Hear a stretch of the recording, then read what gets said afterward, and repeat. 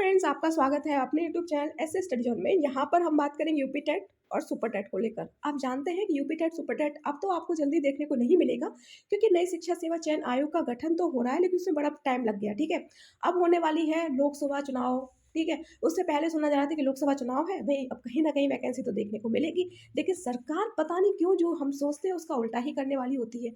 अब उनका तो साफ साफ ये भी कहना है कि शिक्षा विभाग में बच्चों की संख्या और शिक्षक की संख्या का अनुपात है वो है बराबर। ऐसे में वो भर्ती कैसे निकाल सकते हैं। और ये दूसरी सबसे बड़ी बात है कि 17,000 वैकेंसी की कभी उन्होंने बात की थी, लेकिन अभी तक वो वैकेंसी नहीं आई है। और नकल की अगर हम बात करें तो नकल विहीन परीक्षा कराने के लिए सरकार हर साल क्यों असमर्थ रहती है, वो कहीं ना कहीं देखने को मिलता है। पेपर लीक में टेट से पीसीएस परीक्षा तक हो चुकी निरस्त। पीसीएस परीक्षा हाई लेवल की परीक्षा मानी जाती है।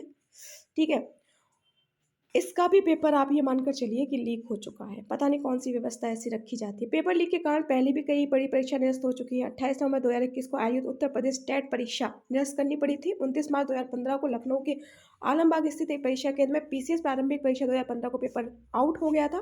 पहले तो आयोग ने इस आउट पेपर से इनकार कर दिया था, लेकिन बाद में शासन स्तर पर जो दबाव पड़ा था उससे उन्होंने सामान्य अध्ययन प्रथम प्रश्न पत्र को परीक्षा निरस्त कर 10 मई 2015 को दोबारा ये परीक्षा कराई थी। तो ये मामला अभी का तो नहीं है।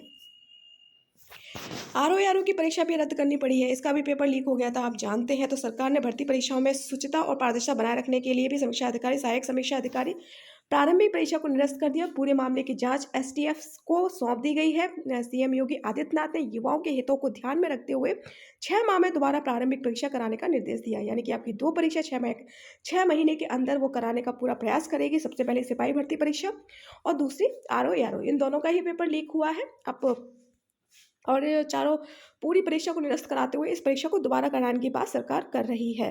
तो ये कब तक चलेगा, क्योंकि बच्चा मेहनत करता है, एग्ज़ाम देने दूर दूर सेंटरों में जाता है, फिर वही चीज़ बार बार करनी पड़ती है।